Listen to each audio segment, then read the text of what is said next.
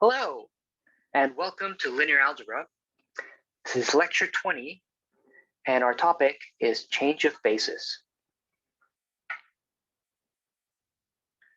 So last time, we talked about coordinates and how for every vector of a vector space and a choice of basis for that vector space gives us coordinate representation of that vector. This time, we're going to talk about change of coordinates.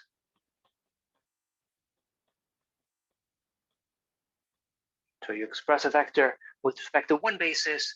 How does that look when you express it in terms of a different basis? So let me remind you,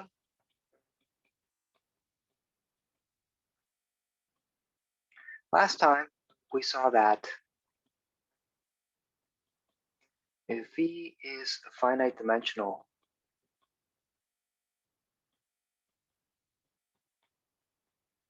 vector space and little v is a vector in big V, then every choice of basis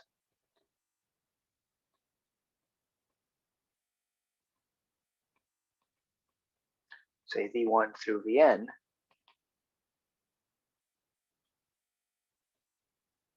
gives us a coordinate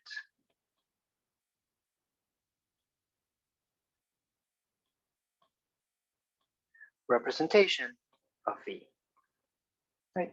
So we write square brackets around V and then decorate it with a curly V.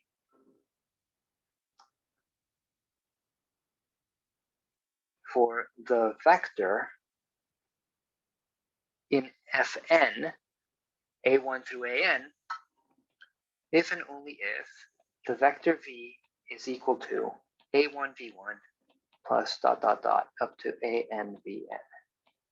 Okay, so these are equivalent statements, right? This means precisely this, right? So we know that given a basis, every vector can be written in a unique way as a linear combination of the elements of that basis, and we write the result like this. Okay, also from last time, given a linear map between V and W and a basis BV, say V1 through Vn, of V and a basis BW, W1 through Wm of W, there is a matrix which we denote square brackets T decorated with the two bases. It's a matrix of size m by n such that, okay, so you take the vector T of V and you express it in the basis W, and what you get is the product of a matrix, the matrix associated to T with respect to these bases, and a vector, the vector representing V with respect to the basis VV. And this is true for every vector V in big V. Okay, so we saw this last time. Every choice of basis gives you a choice of coordinates for your vectors. And once you've chosen coordinates for the two vector spaces between which T is a linear map, then T is given by multiplication by a matrix. This matrix depends on the bases, and so we include them in the notation. Let me emphasize the order in which we put them in the notation. T is going from V to W. So we put the basis for V and then the basis for W, right? So when we write T like this is the first basis and this is the final basis.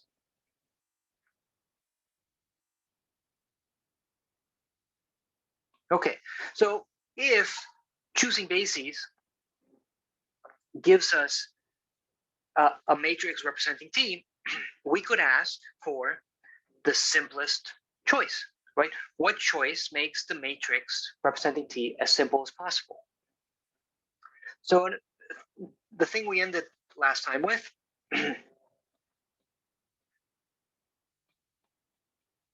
if we can choose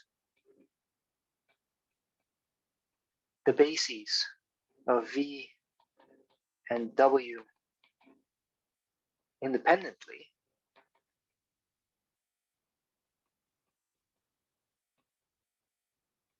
it is always possible to arrange for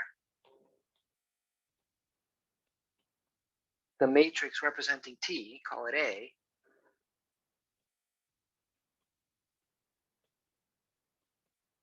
to satisfy that its entries, Aij, are either equal to 1 or 0.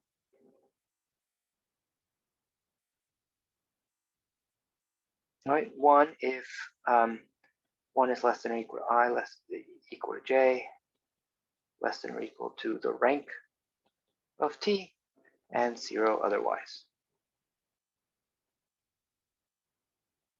Right? So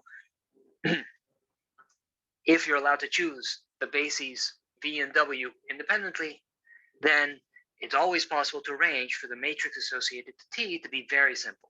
It's so simple because you're having all of the work, all of the geometry of what T does, you're putting that into the bases of the vector spaces. On the other hand, if V is equal to W,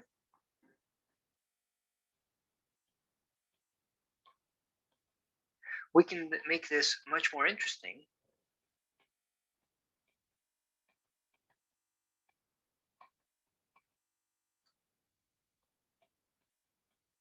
by only allowing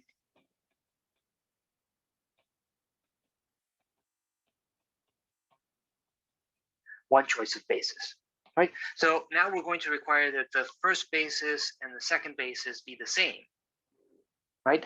So then, sure, there will be some work into choosing that basis, but once you have that, then the matrix associated T will really tell us what T does as a linear map, right? Because this single matrix represents all linear maps of rank R, of rank of a given rank. I think it was K in the last lecture, of a given rank with the same matrix. So nothing about what T does is coming through here. On the other hand, if you have the same basis for V and for W, then you'll be able to say a whole lot more about T. So for example, the best case scenario, the simplest maps are the ones that are diagonal. So here's the definition. We say that a linear map T, going from one vector space to itself,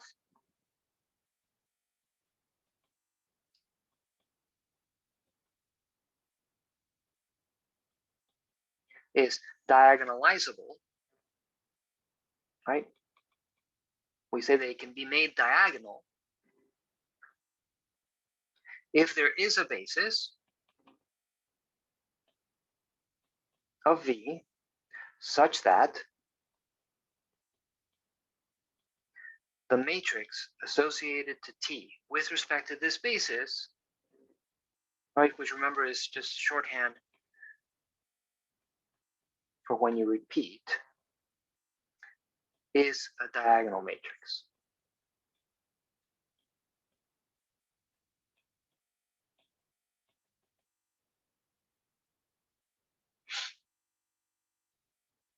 Okay. Now, we know a lot about the basis and its relation to T if the matrix associated to T is diagonal. Indeed,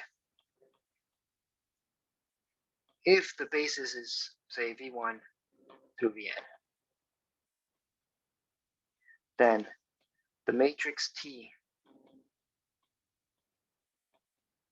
the matrix associated to T with respect to this basis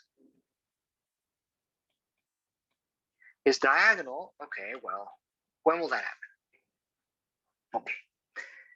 The jth column of the matrix associated to T is, okay, if you have a diagonal matrix, let's just go ahead and put that down. The jth column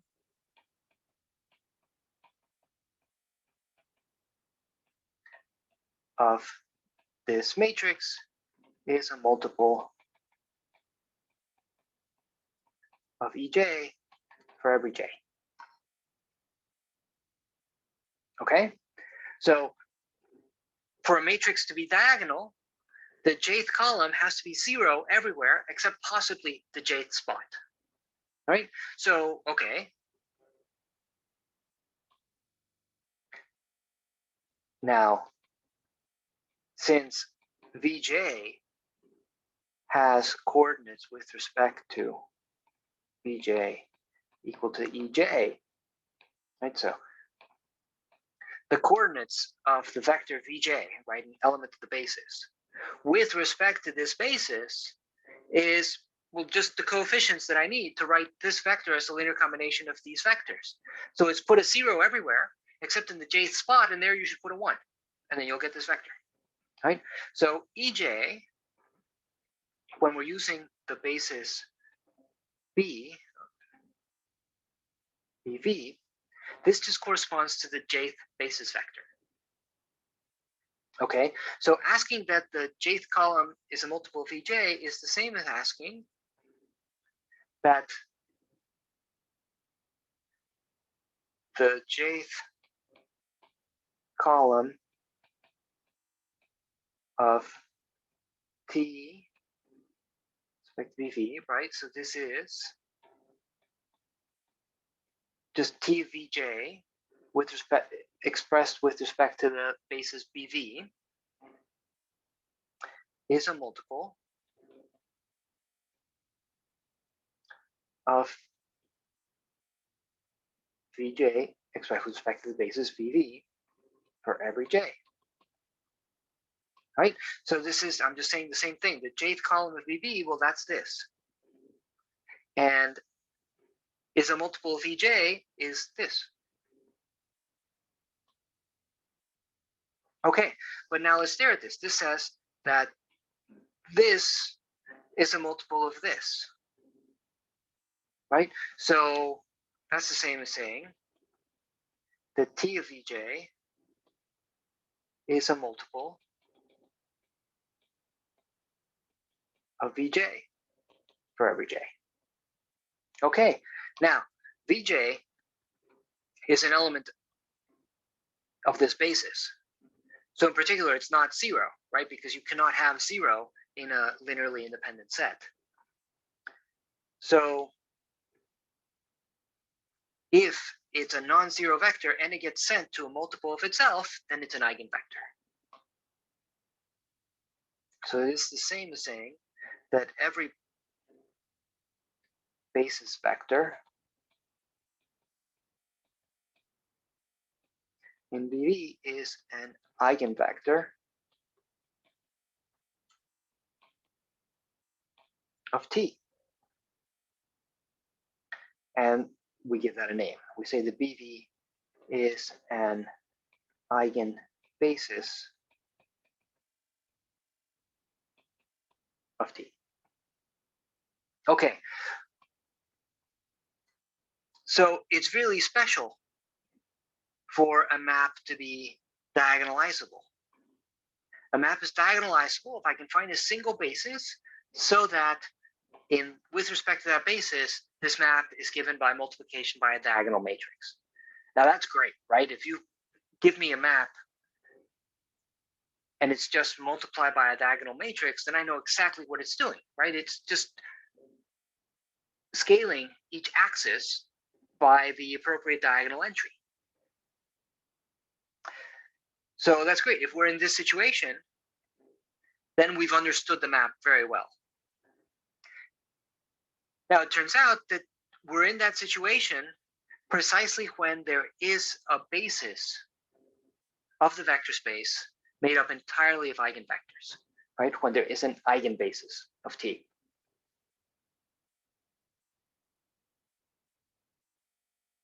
Right? So let's write this down as a formal theorem. These equivalences mean that we've just proven that a map from a vector space to itself is diagonalizable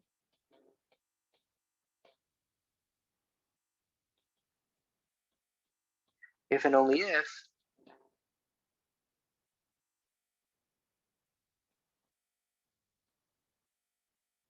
there is a basis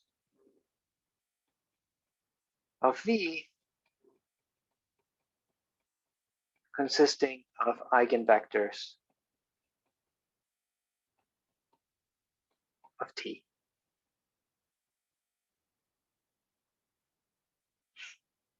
Okay, wonderful. So we'll spend a lot of time thinking about when is a linear map diagonalizable and finding eigenbases when it is. For the moment, now let's think about composition. So if U, V, and W are finite dimensional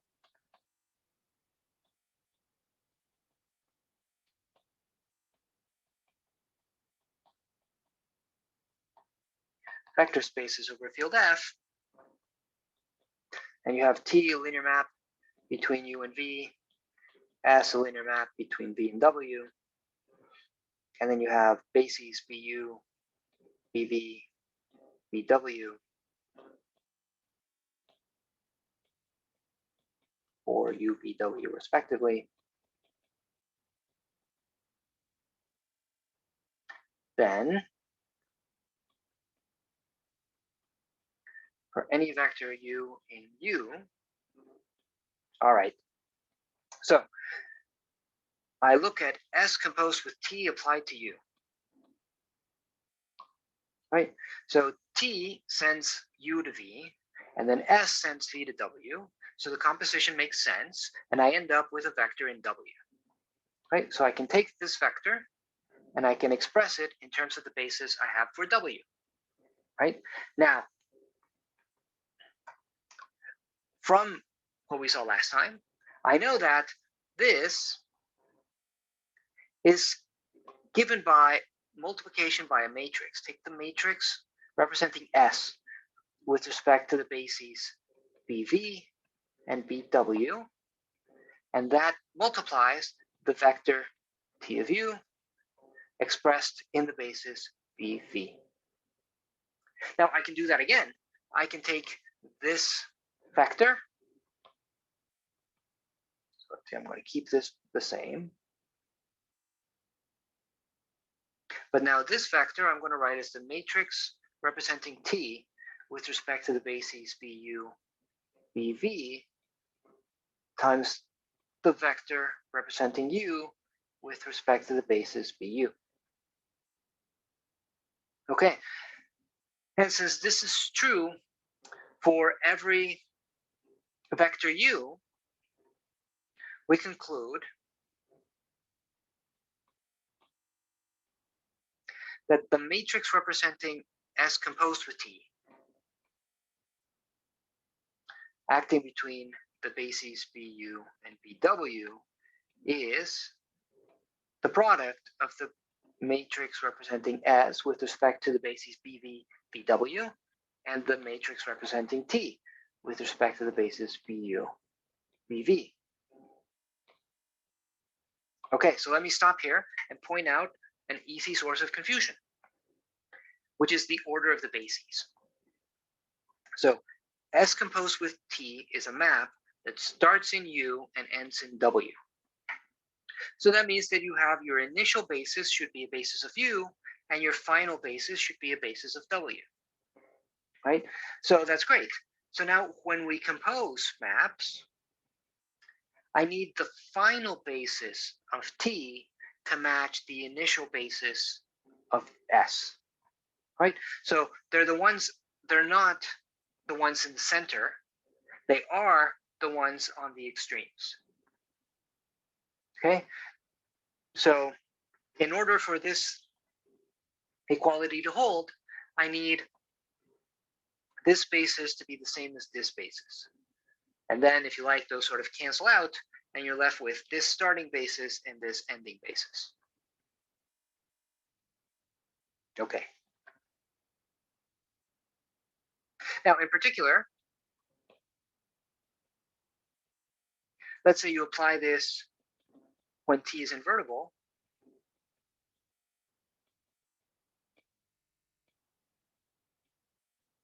So then the inverse with initial basis for V and final basis for U is the same as take the matrix with initial basis for U and final basis for V, and then invert it.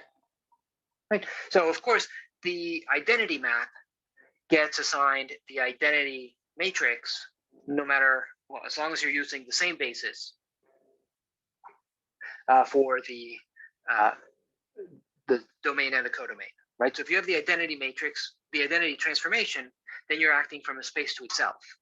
So as long as you use the same basis, you will end up with the identity matrix. If you use different bases, you'll end up with different matrices. But if you use the same basis, then you'll always get just the identity matrix.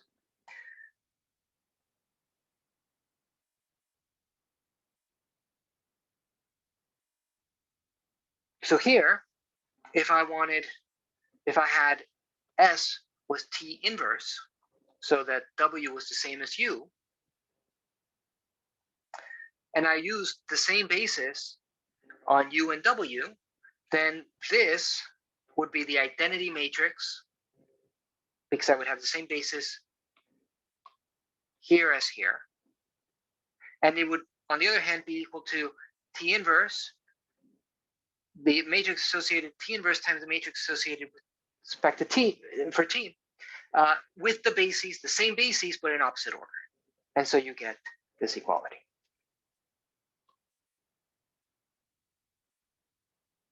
Okay, now let's think about what happens to the identity map when you change the basis.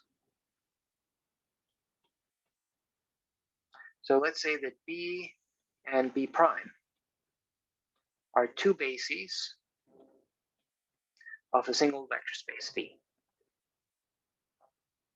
Okay, so what we could do is we could take a given vector V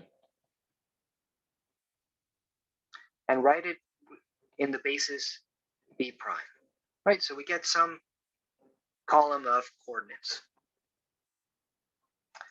And now I can write any vector as the identity applied to that vector. And so this is with respect to the basis B prime. Now, the identity is a linear map, so I can think of this as a linear map going with starting basis B, final basis B prime, multiplying the vector V written in the basis B. Right? So this is just a particular case of this. Right? For any linear map and any vector V and any choice of bases BV and BW, I have that this is given by this. And so over here, apply that to the identity map, and you see that this is given by this. Okay, but this is really useful, right?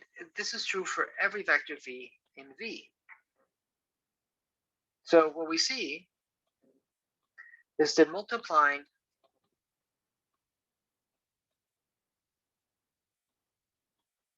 by the matrix representing the identity map between these two different bases takes the coordinate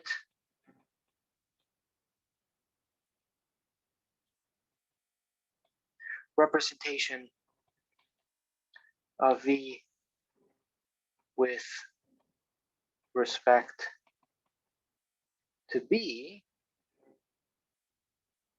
and produces the coordinate representation of V with respect to B prime.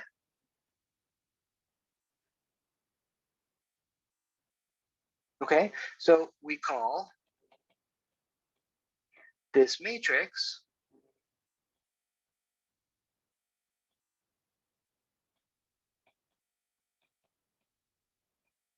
the change of basis matrix.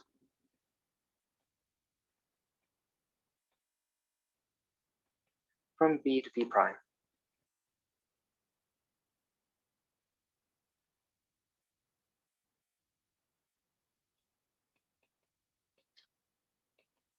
Okay, now we know how to find the matrix associated to a linear map, right? We find it one column at a time. So here, note that the jth column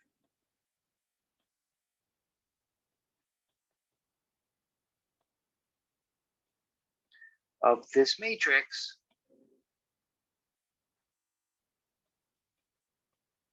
consists of the coordinates of the jth vector in B expressed in the basis B prime.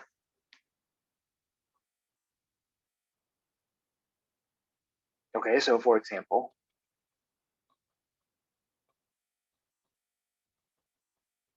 let's say that V is equal to R2, and we take as our bases the standard basis and then V up.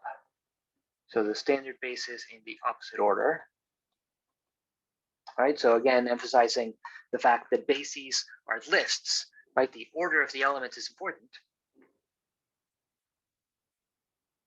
In this case, it's very simple, right? The change of basis matrix from B to B up is just going to be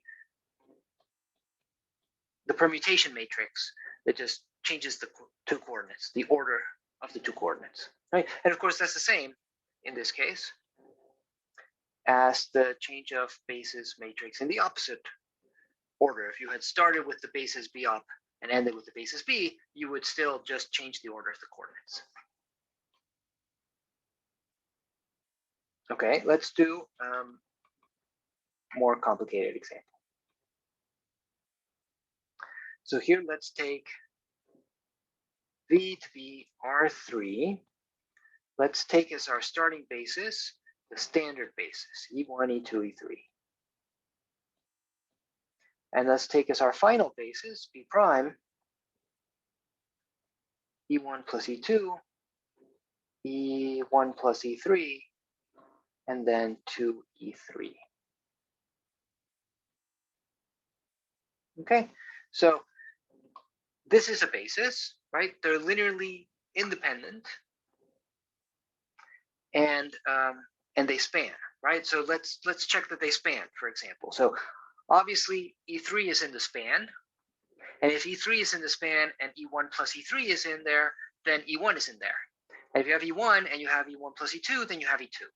So linear combinations here give you E1, E2, and E3, so they span all of R3. But if you have three vectors spanning a three-dimensional space, they have to be linearly independent.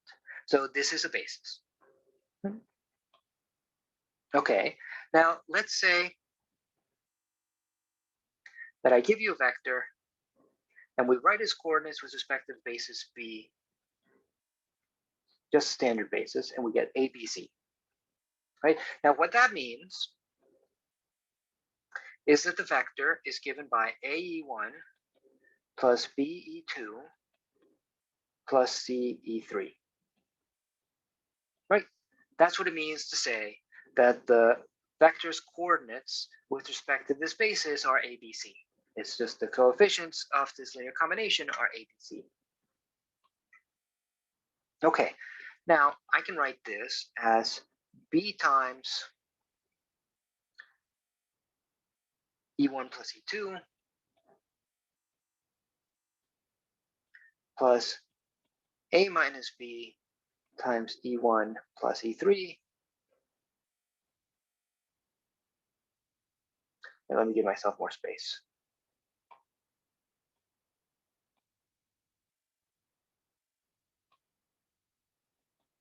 Plus C plus B minus A over 2 times 2 times E3.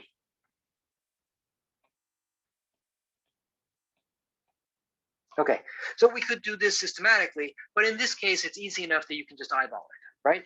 So you see the vector E2, the only place it shows up is here.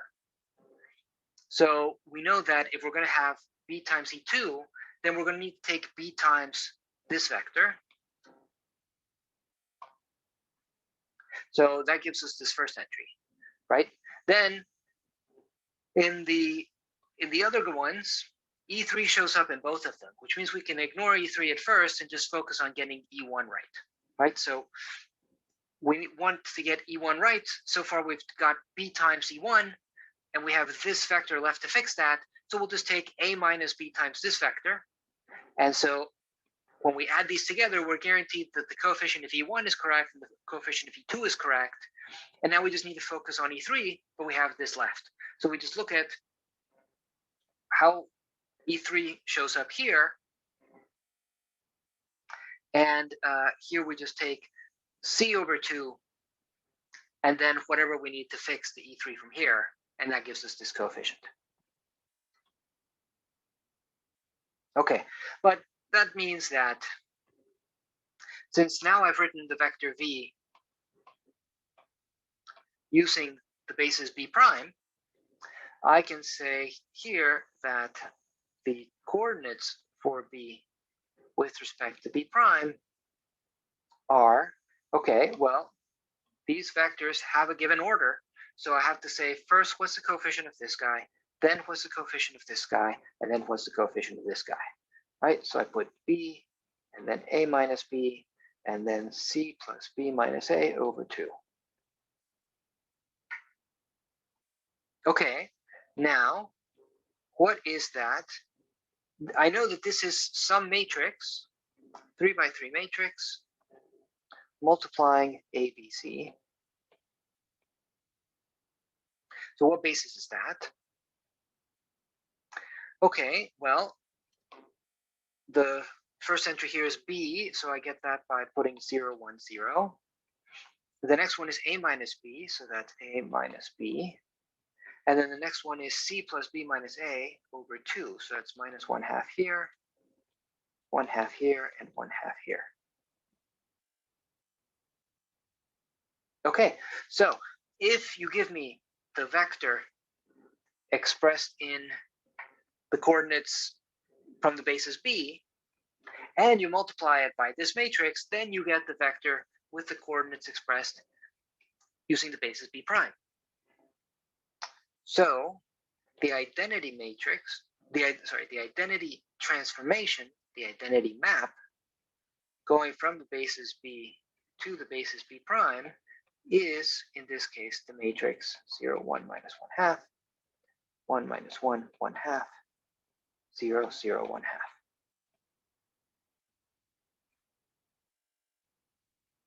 Okay, now similarly,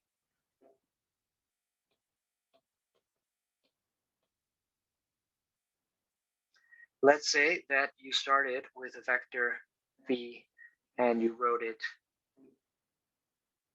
let's use a different letter, let's say W. And you started with the basis B prime, and here you got DFG. Then what this says is that W is equal to d times the first basis vector in the basis b prime plus f times the second basis vector in the basis e prime plus g times the third basis vector in the basis b prime. Okay, so let's see, what does that mean? So we can write that. Let's just gather the E1s. That's D plus F times E1. Then let's gather the E2s. E2 only shows up in the first one, so this means we have D times E2. And then let's gather the E3s. E3 shows up in these last two. So we have F plus 2G E3. Right? And so just as before, right, let's notice, well, let's just go ahead and say that the vector W expressed in the basis B, the standard basis, has coordinates D plus F, D, F plus 2G. So that's just multiplication by the vector, the matrix 1, 1, 0, 1, 0, 1, 0, 0, 2 times DFG, which means that this matrix is the matrix representing the identity map acting between B prime and B. Okay, so a couple things to note. These matrices are inverses, right? So we know that because of what they do. They're just changing coordinates from B to B prime and then B prime to B, so they have to be inverses. But you can go ahead and check that if you multiply this matrix with this matrix, that you get the identity matrix. Right, and also the coordinates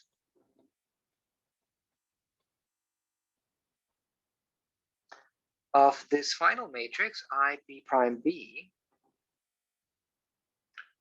are the coordinates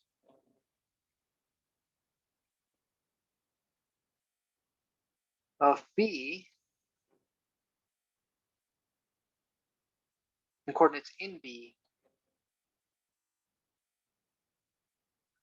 of elements of B prime. But since B prime is the standard basis, we could have just written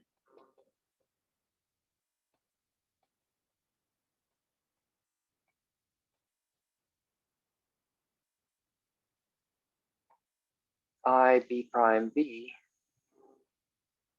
directly, right? So let's stare at that. What I'm saying is that to find this matrix, I, B prime, B, what you're going to do is take the elements of B prime and write them in terms of the basis B, right? You're going to take the elements of B prime and find their coordinates with respect to the basis B. But the basis B is the standard basis. So it's really easy to take the elements of B prime and find their coordinates with respect to the basis B, right? Because it's just a standard basis. So this one, E1 plus E2, has coordinates 1, 1, 0. Then E1 plus E3 has coordinates 1, 0, 1. And 2 times E3 has coordinates 0, 0, 2. So what we could have done is just written this matrix down immediately and then found this matrix by finding the inverse of this matrix.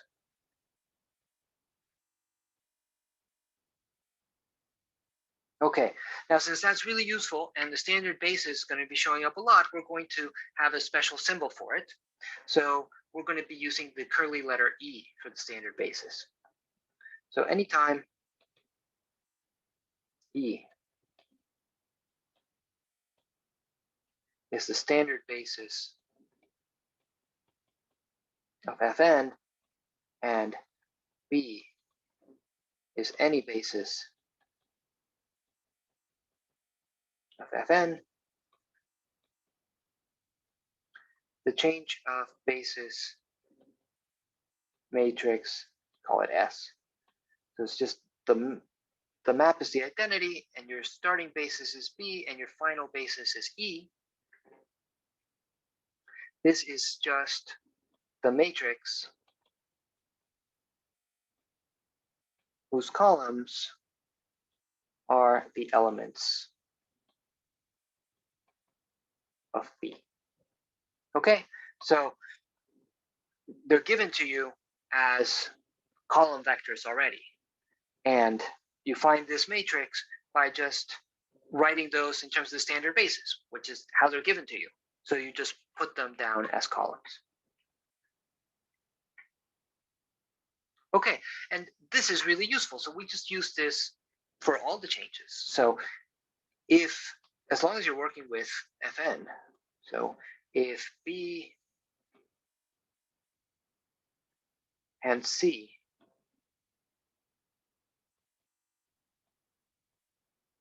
are two bases of Fn, then what you could do to find the change of basis matrix going from B to C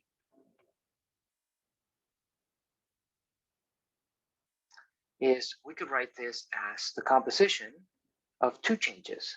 Let's say that you start with the basis B and then you go to start with the basis B, then go to the standard basis, then start with the standard basis and go to the basis C, right?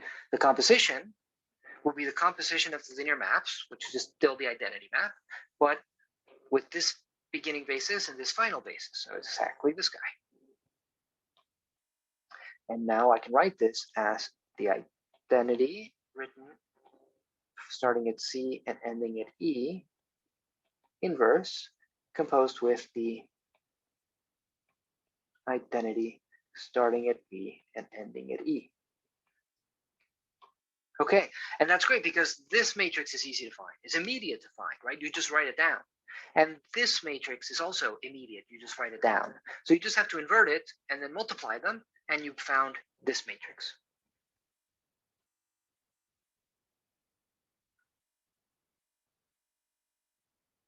Okay, so now let's consider what happens to linear maps when we change bases. Now let T be a linear map between V and W. Let's take two bases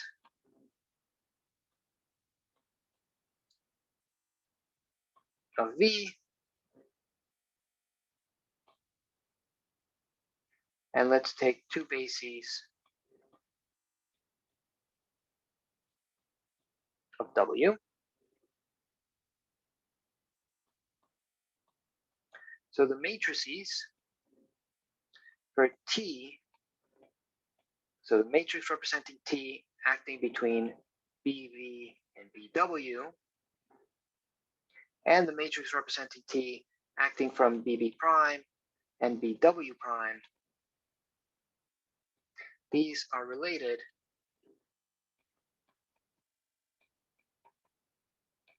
in the natural way. Right? So namely, if you're going to represent T and you're going to start with BB prime and BBW, what we're going to do is we're going to have a change of basis matrix, then the matrix representing T, and then a change of basis matrix. Now, for this composition to make sense, I need to start with the basis BB prime, and then here I need to end with the basis BW prime, right? So because this side starts with this basis and ends with this basis, I need this side to start with this basis and end with this basis.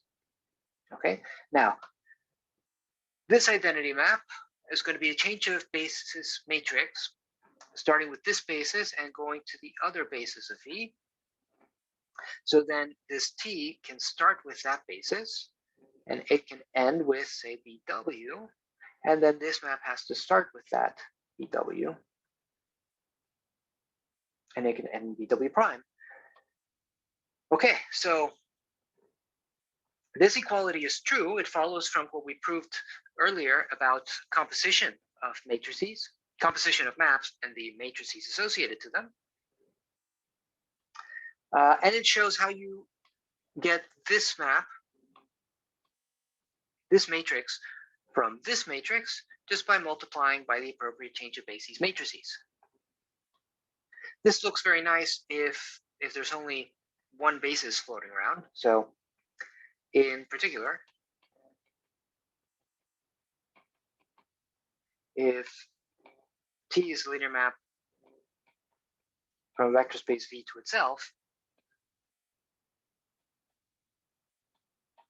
and V and B prime are bases of V, then let's set S to be the change of basis matrix from BV to VB prime.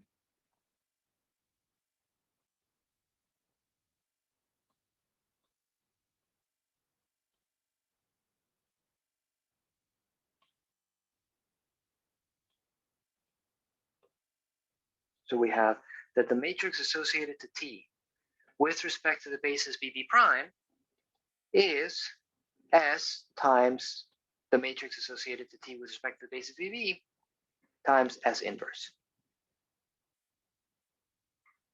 Okay, so we say that this matrix is conjugated by S, and you end up with this matrix. Okay, let's do a quick example. So, for example, say we want to find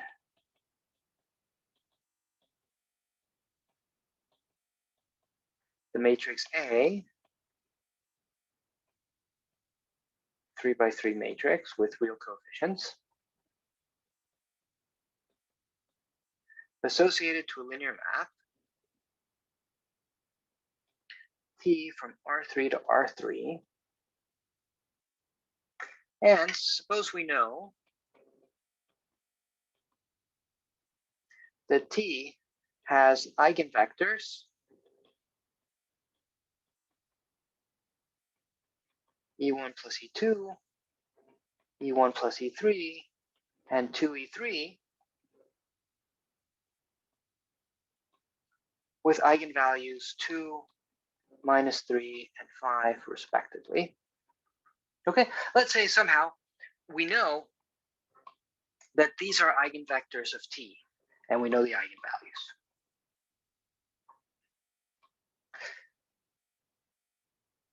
And we want to find what is the matrix associated to T with the standard basis. Right, so, well, from this data, we know that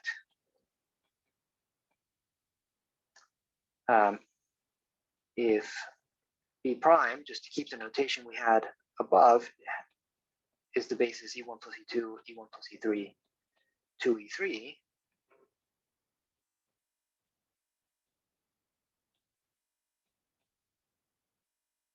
then the matrix associated to T with respect to this basis, okay, well, this is an eigenbasis for T. So we know exactly what its matrix representation is. It's going to be a diagonal matrix, and the elements on the diagonal are the eigenvalues of the corresponding eigenvector.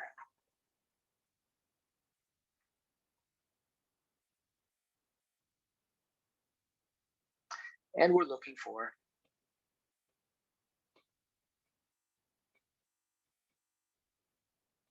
the matrix T with respect to the standard basis. Okay, so the matrix T with respect to the standard basis is equal to, well, you're going to do change of basis. This one has to start with E, and then it can end in B prime. This one would be from B prime to B prime, and then this one has to start with B prime, and it can end in E. Okay, so fortunately, we just found these matrices.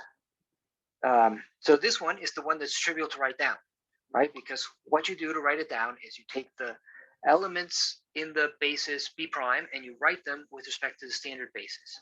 right? So I look at the first element of the basis B prime and I write it in the standard basis. I look at the second element of the basis B prime and I write it in the standard basis.